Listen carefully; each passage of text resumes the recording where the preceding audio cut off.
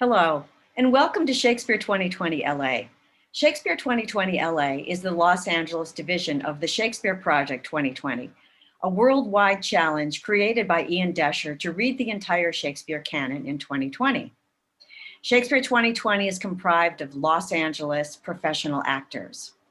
Our reading today is Antony and Cleopatra. Our players are Jason Rennie, Christopher Carbo, Taylor Marr, Sasha Venn, Megan Wells, Ron Dorn, Chris Klein, Richard Conley, Kay Nicholson, Emily Vassilos, Elizabeth Juvenal, Caitlin McCormick, Logan Chase, Emily Redmond Hall, and I'm Mary Carrick.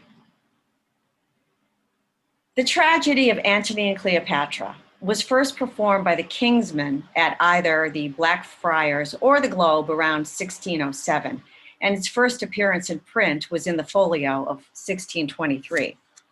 The plot is based on Thomas North's 1579 English translation of Plutarch's Lives in ancient Greek, and follows the relationship of Cleopatra and Mark Antony from the time of the Sicilian Revolt to Cleopatra's suicide during the final war of the Roman Empire. The major antagonist is Octavius Caesar, the first emperor of the Roman Empire.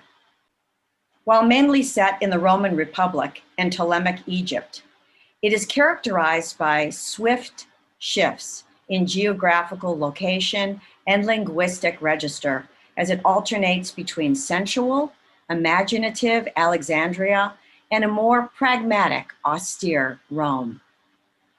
From the riverside, Shakespeare divides this world into Rome and Egypt, and these thematic antitheses, virtue and pleasure, empire and self-destruction, firmness and infirmity of purpose, solidity and instability, reason and passion, lucky winner and generous loser, and the rising and falling of man.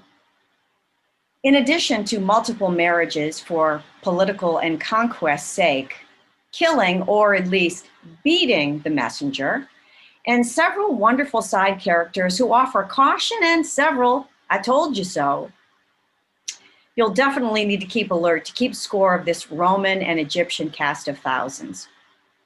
We're ready for our close-up, Mr. DeMille. Sit back, relax in your easy chair, and enjoy William Shakespeare's Antony and Cleopatra.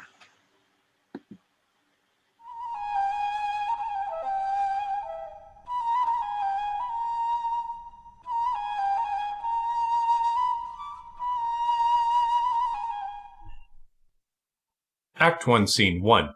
Egypt, the city of Alexandria. Enter Demetrius and Philo. Nay, but this dotage of our generals o'erflows the measure. Those his goodly eyes that o'er the files and musters of the war have glowed like plated Mars, now bend, now turn the office and devotion of their view upon a tawny front. His captain's heart, which in the scuffles of great fights hath burst the buckles on his breast, reneges all temper, and is become the bellows and the fan to cool a gypsy's lust. Look where they come. Take but good note, and you shall see in him the triple pillar of the world transformed into a strumpet's fool. Behold and see. If it be love indeed, tell me how much. There's beggary in the love that can be reckoned. I'll set a bourne, for how far to be beloved? Then thou must needs find out new heaven, new earth. News, my good lord, from Rome. Greats meet, the sum. Nay, hear them, Antony. Fulvia perchance is angry. Or who knows, if the scarce-spirited Caesar have not sent his powerful mandate to you, do this, or do this. Take in that kingdom and franchise that. Performed, or else we damn thee. How, my love? Perchance, nay, and most like, you must not stay here longer. Your dismission is come from Caesar, therefore hear it, Antony. Where's Fulvia's process? Caesar's, I would say, both. Call in the messengers. As I am Egypt's queen, thou blushest, Antony, and that blood of thine is Caesar's homager. Else so thy cheek pays shame when shrill-tongued Fulvia scolds. The messengers. Let Rome in Tiber melt, and the wide arch of ranged empire fall. Here is my space. Kingdoms are clay, our dungy earth alike feeds beast as man. The nobleness of life is to do thus, when such a mutual pair and such a twain can do it, in which I bind on pain of punishment, the world to weet, we stand up peerless. Excellent falsehood. Why did he marry Fulvia and not love her? I will seem the fool I am not. Antony will be himself. But stirred by Cleopatra. Now for the love and her soft hours, let's not confound the time with conference harsh. There's not a minute of our lives should stretch without some pleasure now. What sport tonight? Here the ambassadors. Oh, fie, rankling queen, whom everything becomes, to chide, to laugh, to weep, whose every passion fully strives to make itself in thee fair and admired. No messenger but thine, and all alone tonight will wander through the streets and note the qualities of the people. Come, my queen. Last night you did desire it. Speak not to us.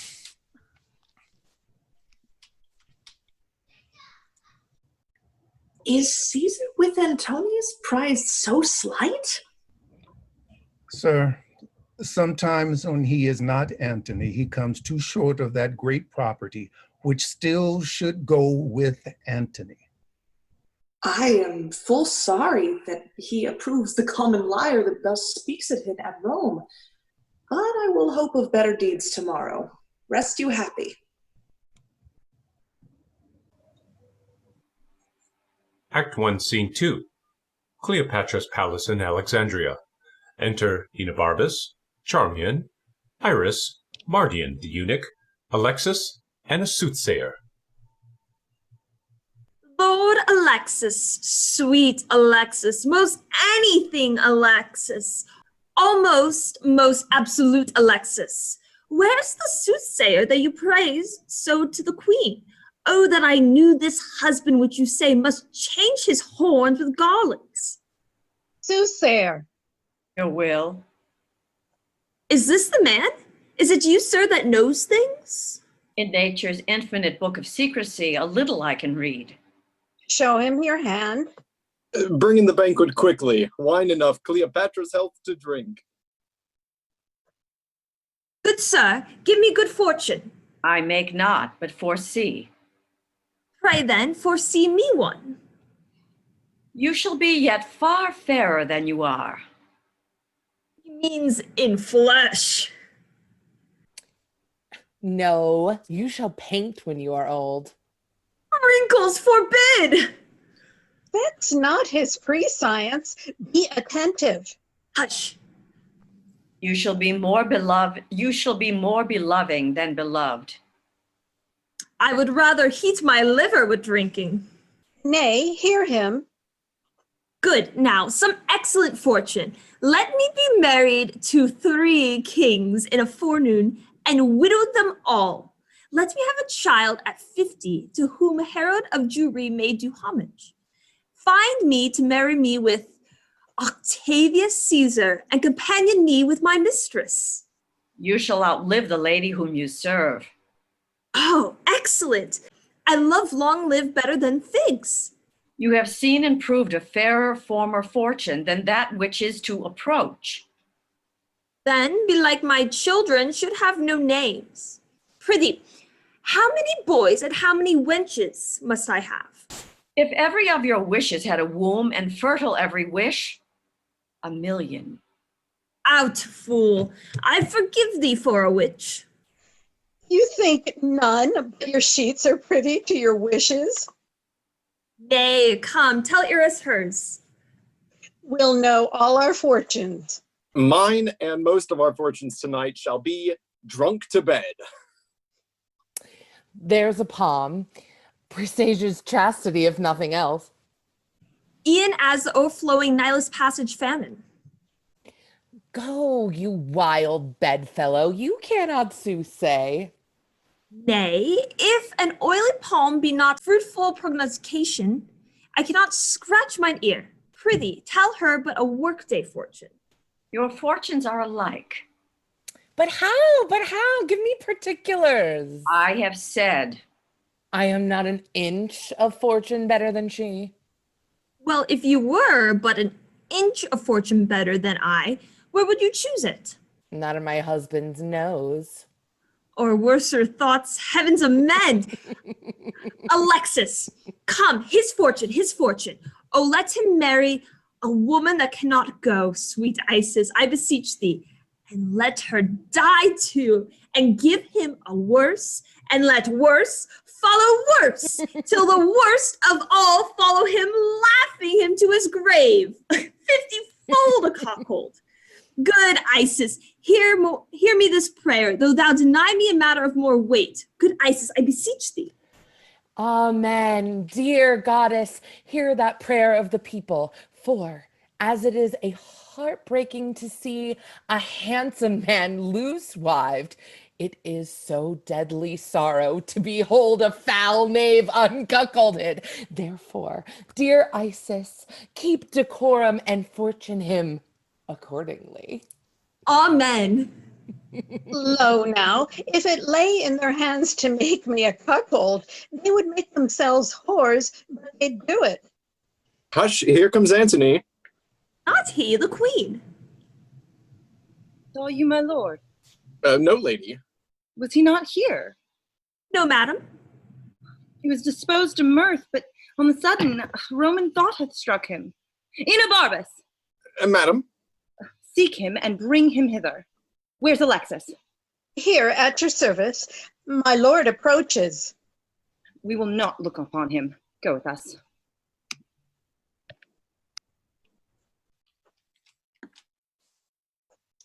Fulvia, thy wife first came into the field. Against my brother Lucius. Aye, but soon the war had end, and the times state made friends of them, jointing their forces against Caesar, whose better issue in the war from Italy upon the first encounter drave them. Well, what worst? The nature of bad news infects the teller. When it concerns the fool or coward, on! Things that are past are done with me. 'Tis thus. Who tells me true, though in his tale lie death, I hear him as he flattered. Labanus, this is stiff news, hath with the Parthian force extended Asia from Euphrates. His conquering banner shook from Syria to Lydia and to Iona, whilst. Antony, thou wouldst say. Oh, my lord. Speak to me home, mince not the general tongue. Name Cleopatra, as she is called in Rome. Rail thou in Fulvia's praise and taunt my faults, with such full license as both truth and malice have power to utter. Oh, then we bring forth weeds when our quick winds lie still, and our ills told us is as our earring. Fare thee well a while. At your noble pleasure. From Sishon, how's the news? Speak there. The man from Sishon, Is there such a one? he stays upon your will. Let him appear. These strong Egyptian fetters I must break, or lose myself in dotage. What are you? Fulvia, thy wife, is dead. Where died she? In Sicyon. Her length of sickness, with what else more serious importeth thee to know, this bears. Forbear me. There's a great spirit gone. Thus did I desire it. What our contempt doth often hurl from us, we wish it ours again. The present pleasure, by revolution lowering, does become the opposite of itself. She's good, being gone. The hand could pluck her back that shoved her on. I must from this enchanting queen break off 10,000 harms more than ills I know my idleness does hatch. How now, Enobarbus? What's your pleasure, sir? I must with haste from hence. Why then we kill all our women? We see how mortal and unkindness is to them. If they suffer our departure, death's the word. I must be gone. Under a compelling occasion, let women die. It were pity to cast them away for nothing, though between them and a great cause, they should be esteemed nothing. Cleopatra, catching but the least noise of this, dies instantly.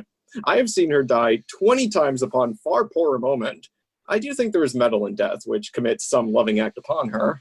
She had such a celerity in dying. She is cunning past man's thought. Alack, sir, no. Her passions are made out of nothing but the finest part of pure love. We cannot call her winds and waters, sighs and tears. They are greater storms and tempests than almanacs can report. This cannot be cunning in her. If it be, she makes a shower of rain as well as Jove. Would I had never seen her. Oh, sir, you had then left unseen a wonderful piece of work, which not to have been blessed withal would have discredited your travel. Fulvia is dead. Sir? Fulvia is dead. Fulvia? Dead. Why, sir, give the gods a thankful sacrifice. When it pleaseth their deities to take the wife of a man from him, it shows to man the tailors of the earth, comforting therein that when old robes are worn out, there are members to make new. If there were no more women than Fulvia, then had you indeed a cut, and the case to be lamented. This grief is crowned with consolation. Your old smock brings forth a new petticoat, and indeed the tears live in an onion that should water this sorrow. The business she hath broached in the state cannot endure my absence. And the business you have broached here cannot be without you, especially that of Cleopatra's, which wholly depends on your abode. No more light answers. Let our officers have noticed what we propose. I shall break the cause of our expedience to the queen and get her leave to part. For not alone the death of Fulvia with more urgent touches do strongly speak to us, but the letters too of many our contriving friends in Rome petition us at home. Sextus Pompeius hath given the dare to Caesar and commands the empire of the sea. Our slippery people whose love is never linked to the deserver till his deserts are past, begin to throw Pompey the Great and all his dignities upon his son, who, high in name and power, higher than both in blood and life, stands up for the main soldier, whose quality going on the sides of the world may danger. Much is breeding which, like a courser's hair, hath yet but life and not serpent's poison. Say our pleasure to whose place is under us, requires our quick remove from hence. I shall do it.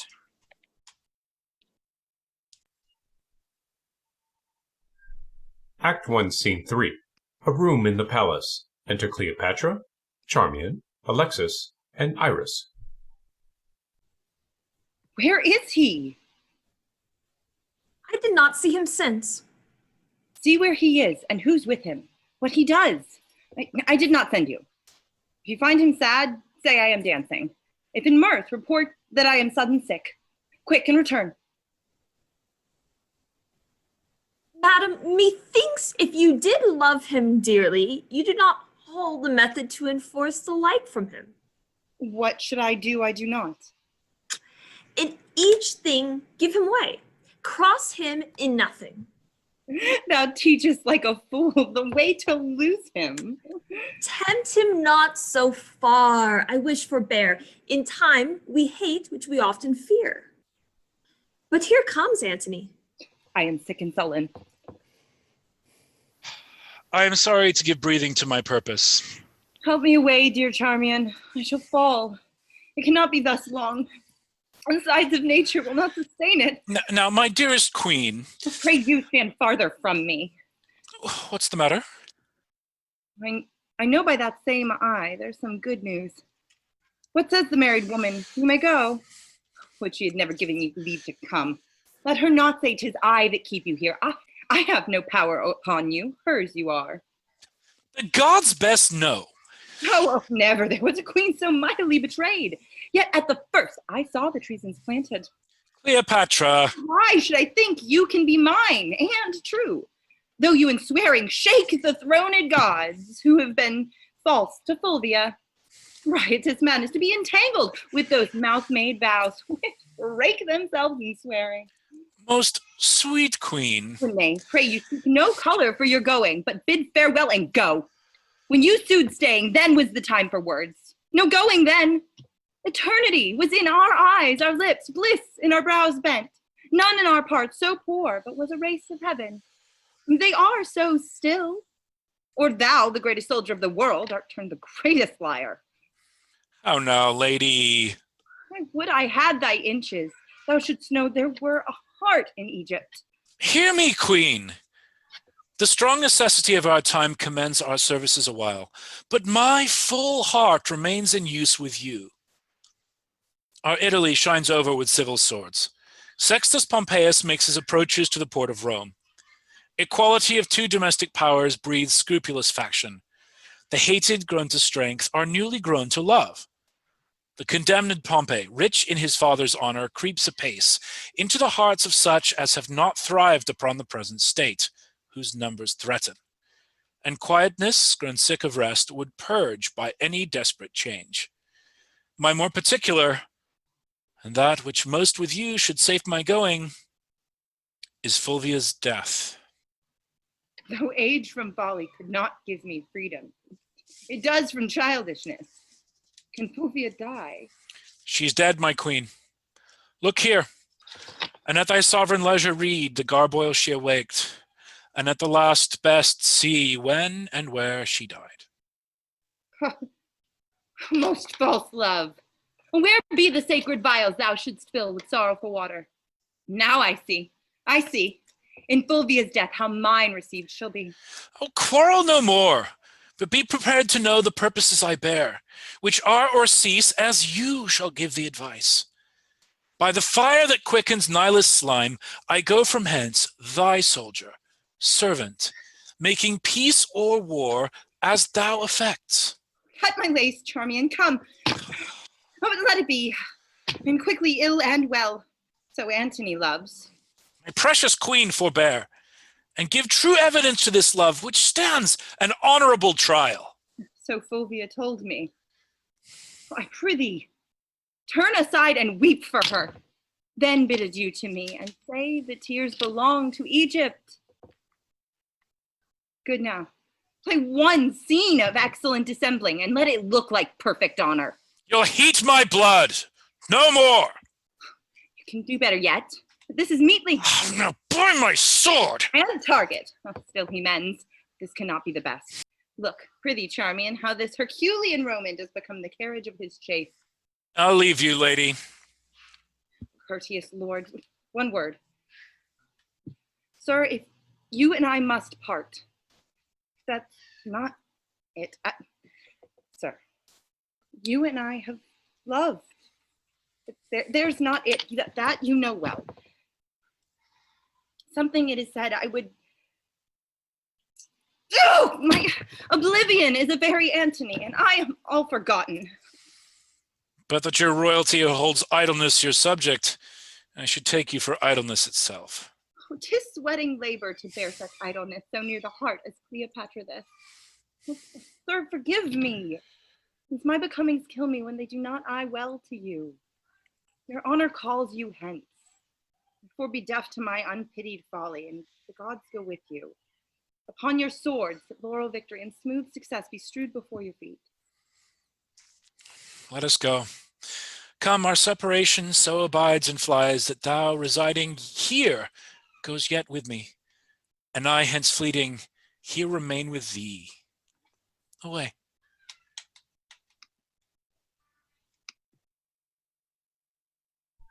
Act 1, Scene 4. Rome. Outside of the Senate. Enter Octavius Caesar, reading a letter, and Lepidus.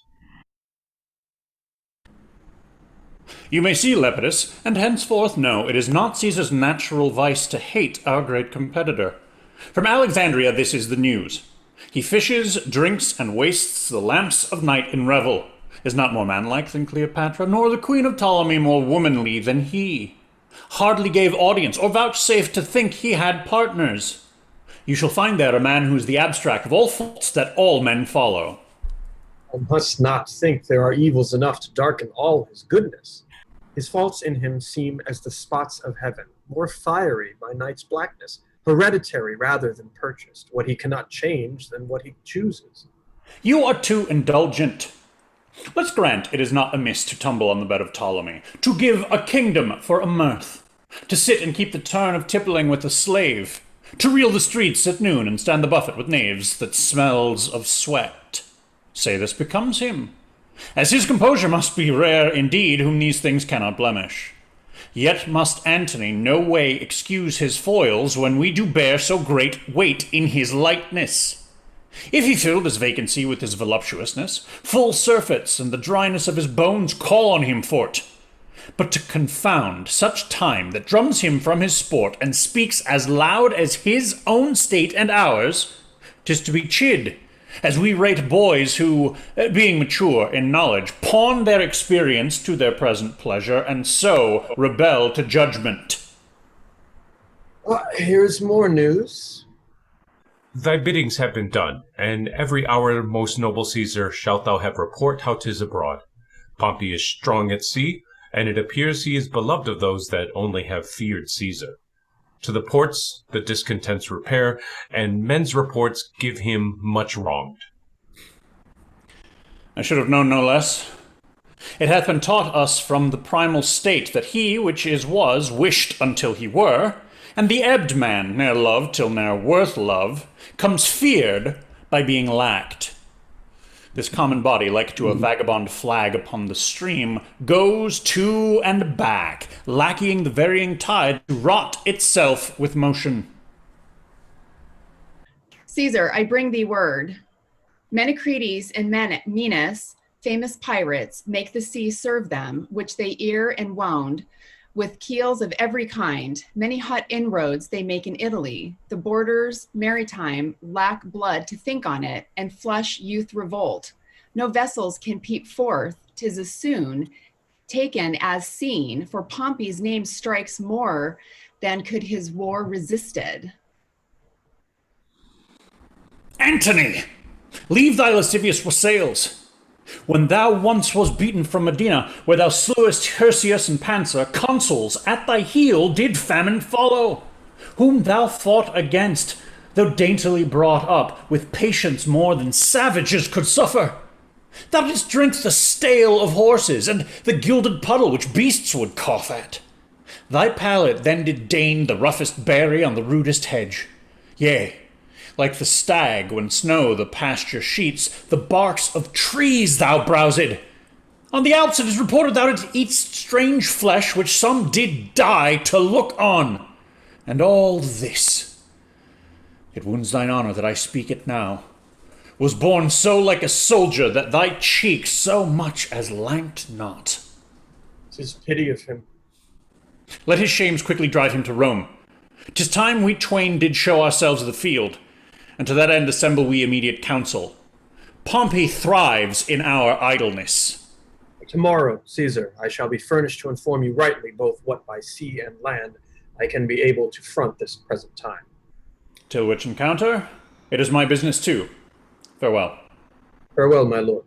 What you shall know meantime of stirs abroad, I shall beseech you, sir, to let me be partaker. Doubt not, sir. I knew it for my bond.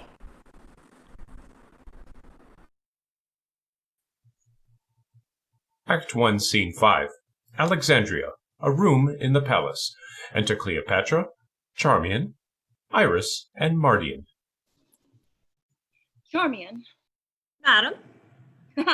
give me to drink mandragora, Why, madam? that I might sleep out this great gap of time my Antony is away. You think of him too much. 'Tis treason!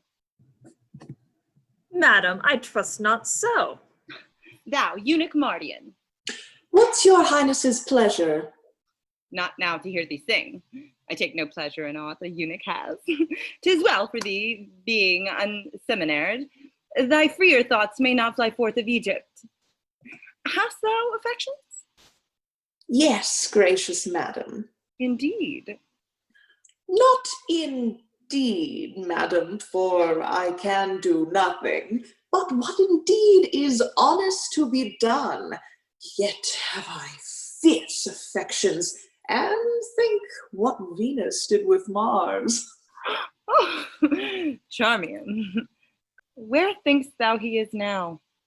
Stands he or sits he? Or does he walk? Or is he on his horse?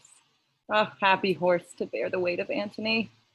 Do bravely, horse, for what's thou whom thou movest? The demi-atlas of this earth, the arm and burgeonet of men. He's speaking now, or murmuring. Where is my serpent of old Nile? For so he calls me. Now I feed myself with the most delicious poison. Think on me that I am with Phoebus' armor's pinches, black and wrinkled deep in time. Broad-fronted Caesar, when thou was here above the ground, I was a morsel for a monarch. And great Pompey would stand and make eyes and grow in my brow. There would he anchor his aspect and die with looking on his life. Sovereign of Egypt, hail. How much unlike art thou, Mark Antony? Yet coming from him, that great medicine hath with his tinct gilded thee. How goes it with my brave Mark Antony? Last thing he did, dear queen, he kissed, last of many doubled kisses, this orient pearl. His speech sticks in my heart. Mine ear must pluck it thence. Good friend, quoth he, say the firm Roman to great Egypt sends this treasure of an oyster, at whose foot, to mend the petty present, I will piece her opulent throne with kingdoms. All the East, say thou, shall call her mistress. So he nodded, and soberly did mount an arm-gaunt steed, who neighed so high that what I would have spoke was beastly dumb by him. Was he sad or merry? Like to the time of the year between extremes of hot and cold, he was nor sad nor merry. Well divided disposition. Note him, good Charmian, 'tis the man, but note him. He was not sad, for he would shine on those that make their looks by his. He was not merry, which seemed to tell them his remembrance lay in Egypt with his joy, but between both. Oh, heavenly mingle! Be thou sad or merry, the violence of either thee becomes, so it does no man else. Me to sell my posts. Aye, madam, 20 several messengers. Why do you send so thick? Oh, who's born that day when I forget to send to Antony shall die a beggar. Ink and paper, Charmian. Welcome, my good Alexis. Did I, Charmian, ever love Caesar so? Oh, that brave Caesar. Be choked with such another emphasis. Say the brave Antony. The valiant Caesar. By Isis, I will give thee bloody teeth if thou with Caesar paragon again, my man of men. By my most gracious pardon, I sing but after you. My salad days when I was green in judgment, cold in blood, to say as I said then. But come away, get me ink and paper. He shall every day have a several greeting, or I'll unpeople Egypt.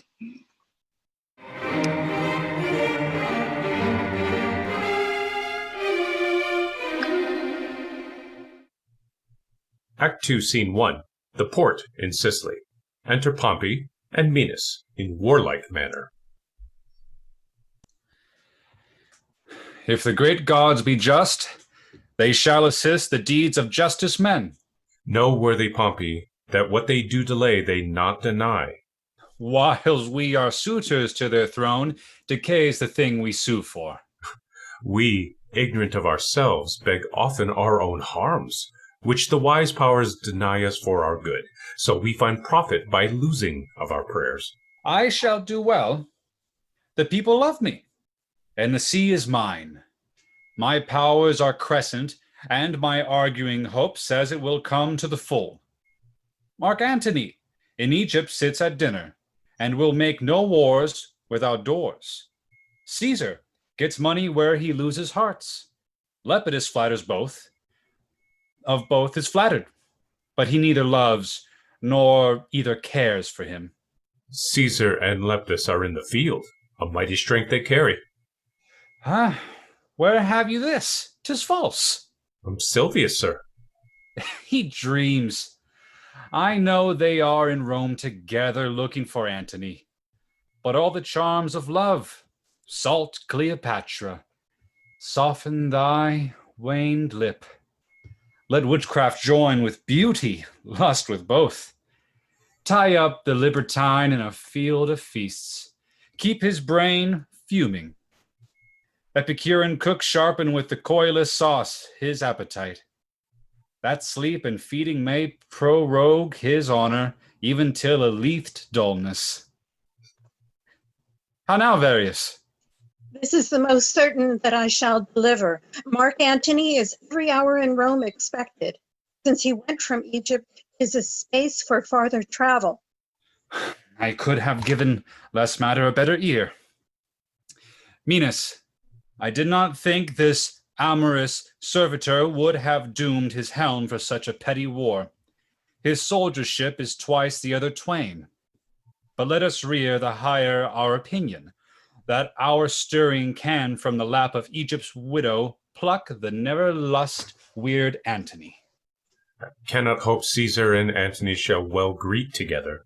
His wife that's dead did trespasses to Caesar. His brother warred upon him, although I think not moved by Antony. I know not, Minos, how lesser enmity may give way to greater, were not that we stand up against all. 'Twere pregnant they should square between themselves. For they have entertained cause enough to draw their swords. But how the fear of us may cement their division and bind up the petty difference, we yet know not. Be it as our gods will have it, it only stands our lives upon to see our strongest hands. Come, Minos.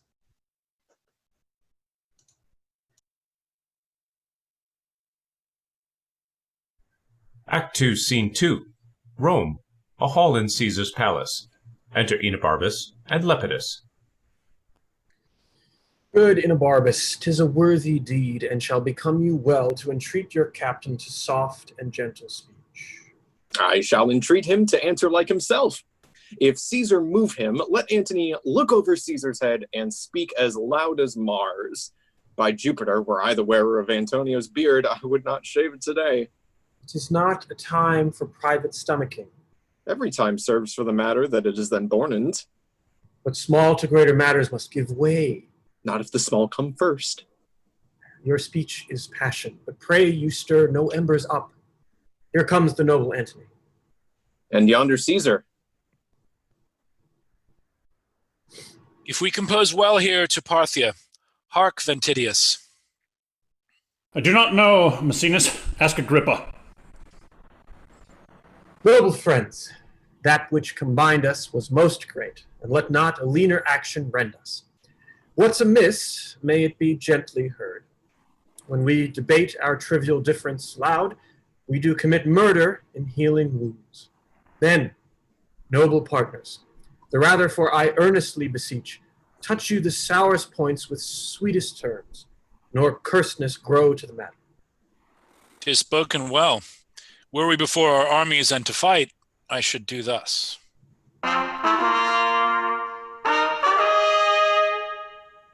Welcome to Rome. Thank you. Sit. Sit, sir. Nay then. I learn you take things ill which are not so, or being concern you not. I must be laughed at if, or for nothing or a little, I should say myself offended. And with you, chiefly of the world, more laughed at that I should once name you derogatively when to sound your name. It not concerned me. My being in Egypt, Caesar, what was it to you? No more than my residing here at Rome might be to you in Egypt. Yet, if you there did practice on my state, your being in Egypt might be my question. How intend you practiced? You may be pleased to catch at mine intent by what did befall me. Your wife and brother made wars upon me, and their contestation was theme for you. You were the word of war. You do mistake your business. My brother never did urge me in his act. I did inquire it, and have my learning from some true reports that drew their swords with you. Did he not rather discredit my authority with yours? and make wars alike against my stomach, having alike your cause. Of this my letters before did satisfy you. If you'll patch a quarrel, as matter whole, you have to make it with, it must not be with this. You praised yourself by laying defects of judgment to me, but you patched up your excuses. Not so, not so. I know you could not lack, I'm certain on it, very necessity of this thought, that I, your partner in the cause against which he fought, could not with graceful eyes attend these wars, which fronted mine own peace. As for my wife, I would you had her spirit in such another. A third of the world is yours, which with a snaffle you make pace easy, but not such a wife. Would we had all such wives, that the men might go to wars with the women. So much uncurbable her garboils, Caesar made out of her impatience, which not wanted shrewdness of policy too. I grieve and grant did you too much disquiet. For that you must but say, I could not help it. I wrote to you when rioting in Alexandria. You did pocket up my letters, and with taunts did jibe my missive out of audience. Sir, he fell upon me ere-admitted then. 3 kings I had nearly feasted, and did not want of what I was in the morning. But next day I told him of myself, which was as much as to have asked him pardon. Let this fellow be nothing of our strife. If we contend, out of our question wipe him. You have broken the article of your oath, which you shall never have tongue to charge me with. Soft, Caesar. No, Lepidus, let him speak. The honor is sacred which he talks on now, supposing that I lacked it. But on, Caesar, the article of my oath. To lend me arms and aid when I required them, the which you both denied. Neglected, rather. And then when poisoned hours had bound me up from mine own knowledge. As nearly as I may, I'll play penitent to you. But mine honesty shall not make poor my greatness, nor my power work without it. Truth is that Fulvia, to have me out of Egypt, made wars here, for which myself, the ignorant motive, do so far ask your pardon as befits mine honor, to stoop to in such a case. 'Tis noble spoken.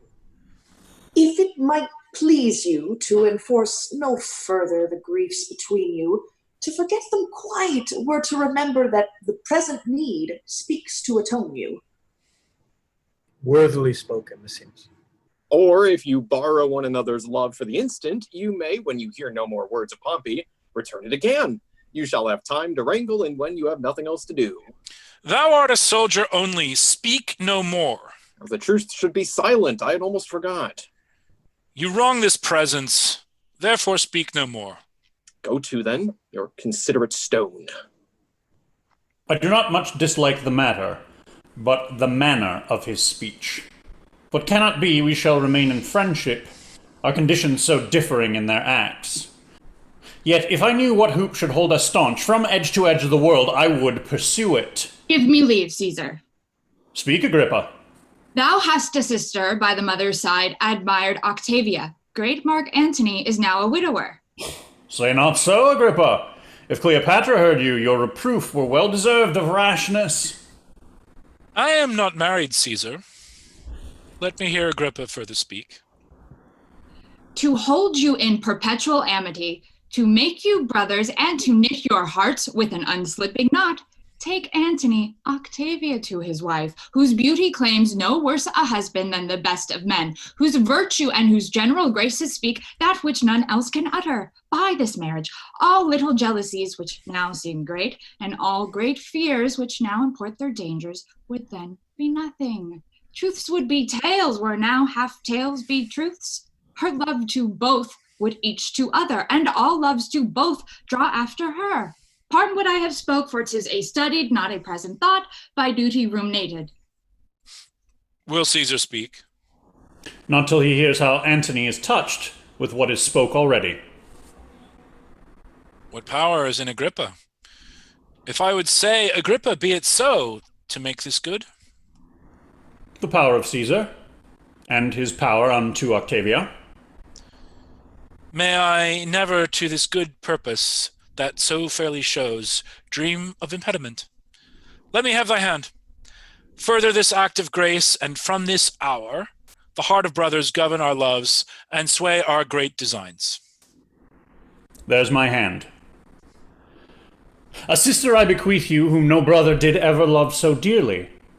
Let her live to join our kingdoms and our hearts, and never fly off our loves again. Happily, amen. I did not think to draw my sword against Pompey, for he hath laid strange courtesies and great of late upon me. I must thank him only, lest my remembrance suffer ill report. At the heel of that, defy him. Time calls upon us. Of us must Pompey presently be sought, or else he seeks out us. Where lies he? About the mountain Sina. What is his strength by land? Great and increasing, but by sea he is an absolute master. So is the fame. Would we had spoke together, haste we for it. Yet ere we put ourselves in arms, dispatch we the business we have talked of. With most gladness, and to invite you to my sister's view, whither straight I lead you. Let us, Lepidus, not lack your company. Noble Antony, not sickness should detain me.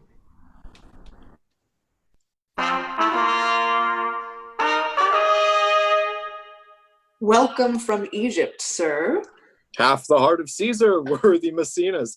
My honorable friend Agrippa. Good Enobarbus. We have cause to be glad that matters are so well digested.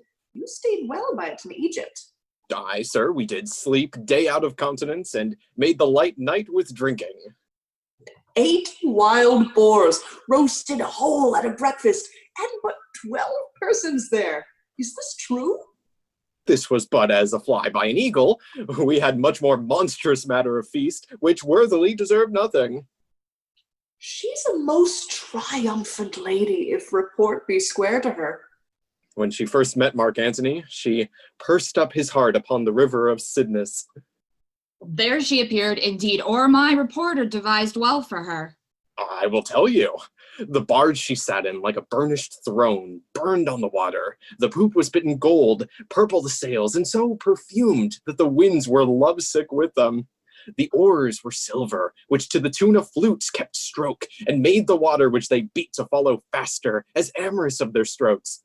For her own person, it beggared all description. She did lie in her pavilion, cloth of gold, of tissue, or picturing that Venus where we see the fancy outwork nature. On each side her stood pretty dimpled boys like smiling cupids, with divers colored fans, whose wind did seem to glow the delicate cheeks which they did cool, and what they undid did. Oh, rare for Antony. Her gentlewoman, like Nereidus, so many mermaids, tended her the eyes, and made their bends adornings. At the helm a seeming mermaid steers. The silken tackles swell with the touches of those flower-soft hands that yarly frame the office. From the barge, a strange, invisible perfume hits the sense of the adjacent wharfs. The city cast her people out upon her, and Antony, enthroned into the marketplace, did sit alone, whistling to the air, which, but for vacancy, had gone to gaze on Cleopatra too, and made a gape in nature. Rare Egyptian. Upon her landing, Antony sent to her and invited her to supper. She replied, it should be better he became her guest, which she entreated. Our courteous Antony, whom ne'er the word of no woman heard speak, being barbered 10 times o'er, goes to the feast, and for his ordinary pays his heart for what his eyes eat only. Royal wench, she made great Caesar lay his sword to bed. He plowed her, and she cropped. I saw her once hop 40 paces through the public street, and having lost her breath, she spoke and panted that she did make defect perfection, and breathless pour breath forth. Now Antony must leave her utterly. Oh, never. He will not. Age cannot wither her, nor custom stale her infinite variety. Other women cloy the appetites they feed, but she makes hungry where most she satisfies. Most for vilest things become themselves in her, that the holy priests bless her when she is riggish. If beauty, wisdom, modesty can settle the heart of Antony, Octavia is a blessed lottery to him. Let us go. Good Enobarbus, make yourself my guest whilst you abide here. Humbly, sir, I thank you.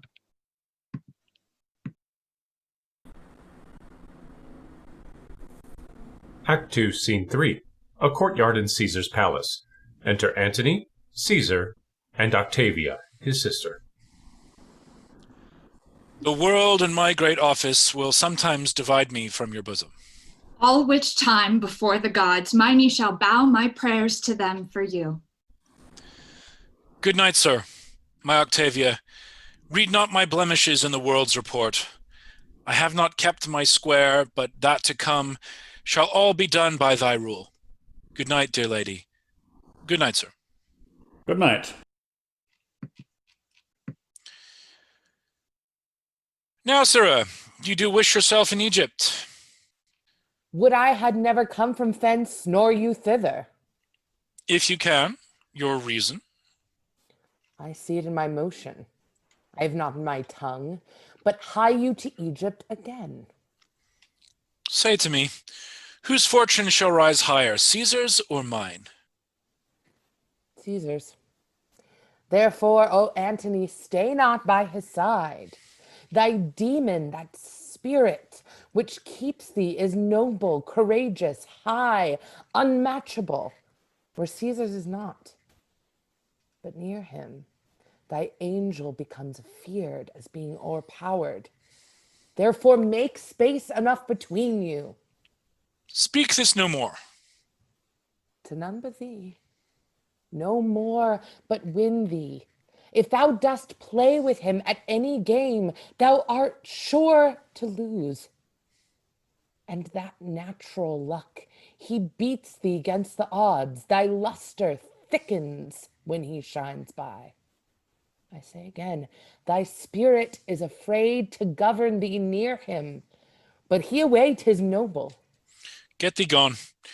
Say to Ventidius I would speak with him.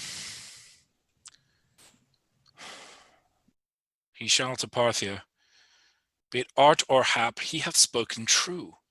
The very dice obey him, and in our sports my better cunning faints under his chance. If we draw lots, he speeds. His cocks do win the battle still of mine, when it is all to naught, and his quails ever beat mine in hooped at odds. I will to Egypt, and though I make this marriage for my peace, in the east my pleasure lies. Oh, come, Ventidius, you must to Parthia. Your commission's ready. Follow me and receive it.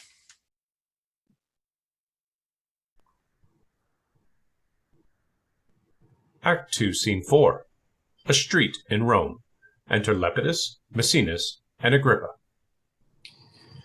Trouble yourselves no further. Pray you hasten your generals after. Sir, Mark Antony will e'en but kiss Octavia and will follow. Till I shall see you in your soldier's dress, which will become you both. Farewell. We shall, as I conceive the journey, be at the mount before you, Lepidus. Your way is shorter. My purposes do draw me much about. You'll win 2 days upon me. Sir, good success. Farewell. Act 2, Scene 5. Alexandria, a room in Cleopatra's palace. Enter Cleopatra, Charmian, Iris, and Alexis. Give me some music. Music, moody food of us that trade in love. Music, ho! Let it alone. Let's do the billiards. Come, Charmian. My arm is sore. Best play with Meridian. As well a woman with a eunuch played as with a woman. Come, you'll play with me, sir. As well as I can, madam. And when all goodwill is showed, though it come too short, the actor may plead pardon. Oh, none now. Give me mine angle, will to the river. There, my music playing far off will betray tawny finned fishes.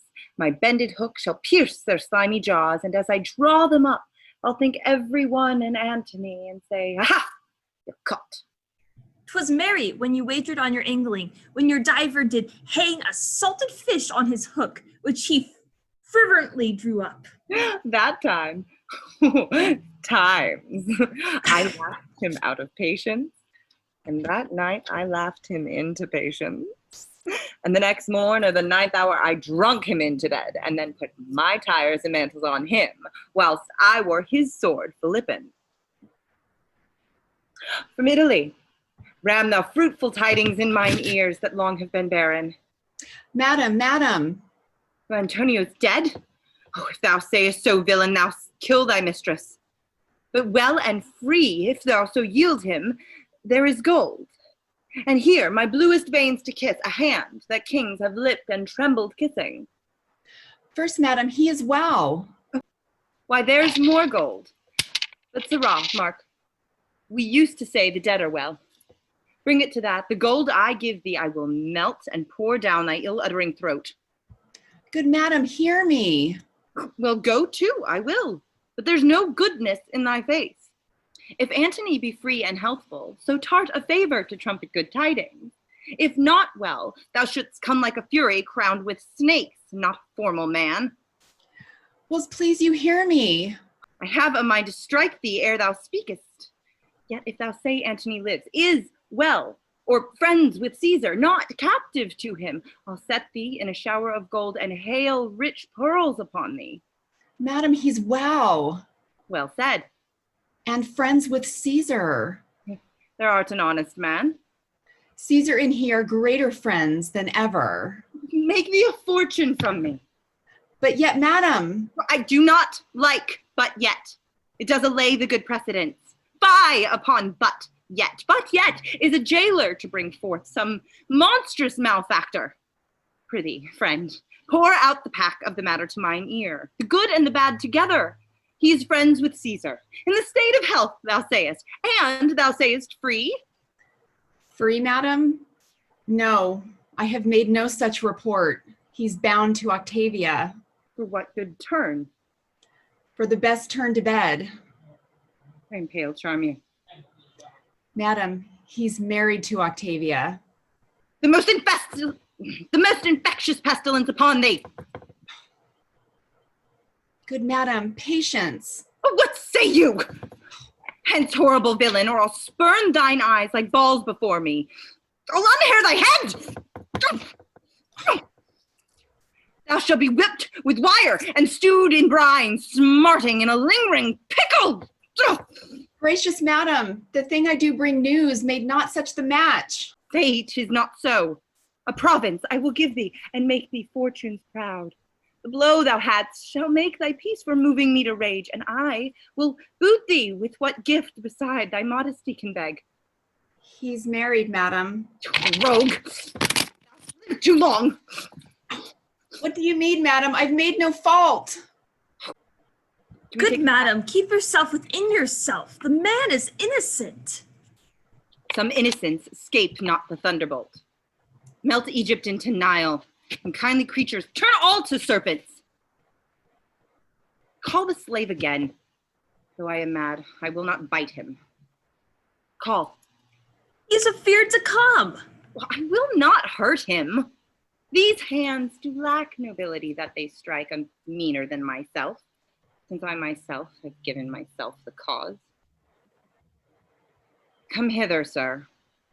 Though be honest, it is never good to bring bad news. Give to a gracious message a host of tongues, but let ill tidings tell themselves when they be felt. I have done my duty. Is he married? Oh, I cannot hate thee worser than I do if thou again say yes. He's married, madam. The gods confound thee! Dost thou hold there still? Should I lie, madam? I would thou didst. So half of my Egypt were submerged and made a cistern for scaled snakes. Go, get thee hence. Hadst thou Narcissus in thy face, to me thou would appear most ugly. He is married? I crave your highness's pardon. He is married. Take no offense, I would not offend you. To punish me for what you make me do seems much unequal. He's married to Octavia. Oof, that his fault should make a knave of thee. That art not what thou art sure of. Get thee hence. The merchandise which thou hadst brought from Rome are all too dear for me. Lie upon thy hand and be done by him. Good, your highness. Patience. In praising Antony, I have dispraised Caesar. Many times, madam. I'm paid for it now. Lead me hence. I faint.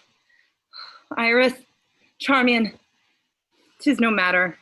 Go to the fellow, good Alexis. Bid him report the feature of Octavia, her years, her inclination. Let him not leave out the color of her hair. Bring me word quickly. Let him forever go. Let him not, Charmian, though he be painted one way like a Gorgon, the other way like Mars. Bid you, Alexis, bring me word how tall she is. Pity me, Charmian, but do not speak to me. Lead me to my chamber.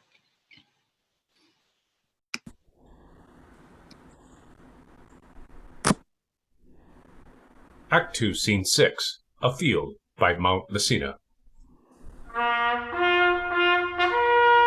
Enter Pompey and Minos, and to them Caesar, Lepidus, Antony, Enobarbus, and Maecenas. Your hostages I have, so have you mine, and we shall talk before we fight. Most meet that first we come to words, and therefore have we our written purposes before assent. Which, if thou hast considered, let us know if 'twill tie up thy discontented sword and carry back to Sicily much tall youth that else must perish here. To you, all three, the senators alone of this great world, chief factors for the gods. I do not know wherefore my father should revengers want, having a son and friends, since Julius Caesar, who at Philippi the good Brutus ghosted. There saw you laboring for him. What was it that moved pale Cassius to conspire? And what made the all-honored, honest Roman Brutus, with the armed rest, courtiers of bestious freedom, to drench the Capitol, but that they would have one man but a man? And that is it hath made me rig my navy, at whose burden the angered ocean foams, with which I meant to scourge the ingratitude that despiteful Rome cast on my noble father. Take your time. Thou canst not fear us, Pompey, with thy sails. We'll speak with thee at sea. At land thou knowest how much we do o'ercount thee. At land indeed thou dost o'ercount me of my father's house. But since the cuckoo builds not for himself, remain in it as thou mayst. Be pleased to tell us from this, for this is from the present, how you take the offers we have sent you. There's the point. Which do not be entreated to, but weigh what it is worth embraced. And what may follow to try a larger fortune. You have made me offer of Sicily, Sardinia, and I must rid all the sea of pirates, then to send measures of wheat to Rome. This agreed upon, to part with unhacked edges and bear back our targes undinted. That's our offer. Now then, I come before you here a man prepared to take this offer, but Mark Antony put me to some impatience. Though I lose the praise of it by telling, you must know when Caesar and your brother were at blows, your mother came to Sicily and did find her welcome friendly. I have heard it, Pompey, and am well studied for liberal thanks, which I do owe you. Let me have your hand. I do not think, sir, to have met you here. The beds in the east are soft, and thanks to you that called me timelier than my purpose hither, for I have gained by it. Since I saw you last, there's a change upon you. Well, I know not what Count's harsh fortune casts upon my face, but in bosom shall never come to make my heart her vassal. Well met here. I hope so, Lepidus. Thus, we are agreed. I crave our composition be written and sealed between us. That's the next to do. We'll feast each other ere we part, and let's draw lots who shall begin. That will I, Pompey. No, Antony, take the lot. But first or last, your fine Egyptian cookery shall have the fame. I have heard that Julius Caesar grew fat with feasting there. You have heard much. I have fair meaning, sir. And fair words to them. Then so much have I heard. And I have heard Apollodorus carried. No more of that, he did so. Oh, what, I pray you? A certain queen to Caesar in a mattress. I know thee now. How farest thou, soldier? Well, and well am like to do, for I perceive 4 feasts are toward. Let me shake thy hand. I have never hated thee. I have seen thee fight when I have envied thy behavior. Oh, sir, I never loved you much, but I had praised you when you have done well deserved 10 times as much as I have said you did. Enjoy the plainness. It nothing ill becomes thee. Aboard my galley, I invite you all. Will you lead, lords? Show us the way, sir. Come. Thy father Pompey would ne'er have made this treaty. You and I have known, sir. At sea, I think. We have, sir. You have done well by water. And you by land. I will praise any man that will praise me, though it cannot be denied what I have done by land. Nor what I have done by water. Yes, something you can deny for your own safety. You have been a great thief by sea. Oh, and you by land. There I deny my land service. But give me your hand, Minos. If your eyes had authority, here they might take 2 thieves kissing. All men's faces are true, whatsoever their hands are. But there is never a fair woman has a true face. Oh, no slander, they steal hearts. We came hither to fight with you. For my part, I am sorry it has turned to a drinking. Pompey doth this day laugh away his fortune. If he do, sure he cannot weep it back again. You said, sir. We look not for Mark Antony here. Pray you, is he married to Cleopatra? Caesar's sister is called Octavia. True, sir. She was the wife of Caius Marcellus. But now she is the wife of Marcus Antonius. Pray you, sir? 'Tis true.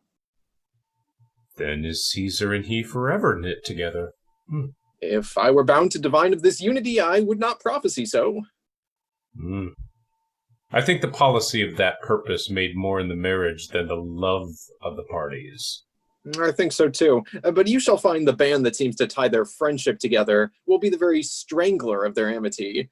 Octavia is of a wholly cold and still conversation. Who would not have his wife so? Not he that he himself is not so, which is Mark Antony. He will to his Egyptian dish again. Then shall the sighs of Octavia blow the fire up in Caesar, and, as I said before, that which is the strength of their amity shall prove the immediate author of their variance. Antony will use his affection where it is. He married, but his occasion here. And thus it may be. Come, sir, will you aboard? I have a health for you. I shall take it, sir. We have used our throats in Egypt. Come, let's away.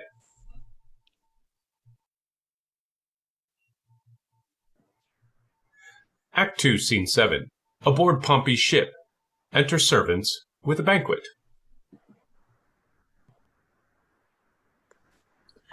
Here there'll be, man. Some of their plans are ill-rooted already.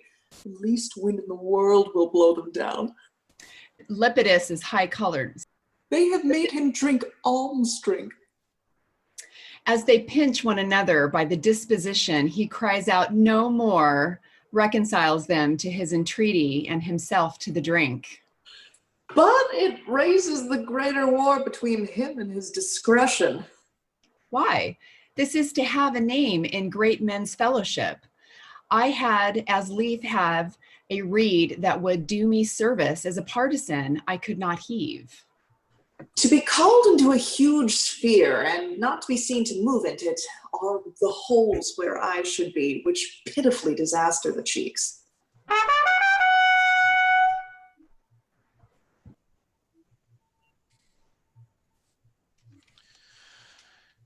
Thus do they, sir. They take the flow of the Nile by certain scales in the pyramid. They know by the height, the lowness, or the mean if dearth or foison follow.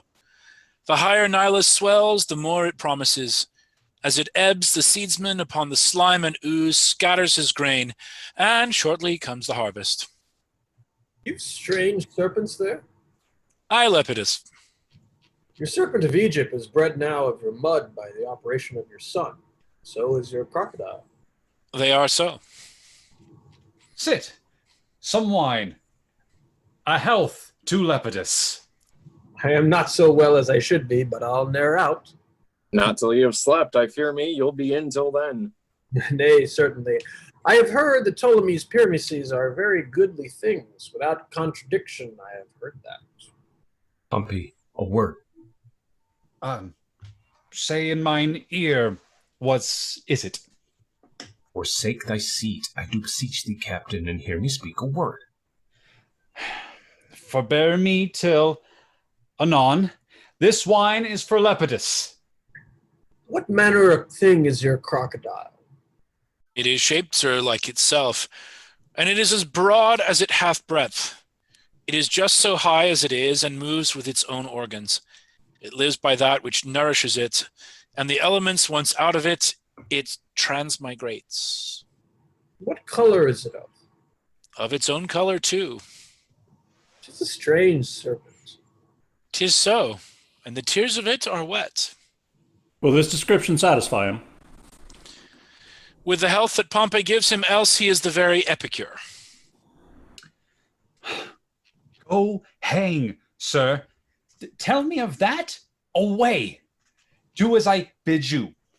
Where's the cup I called for?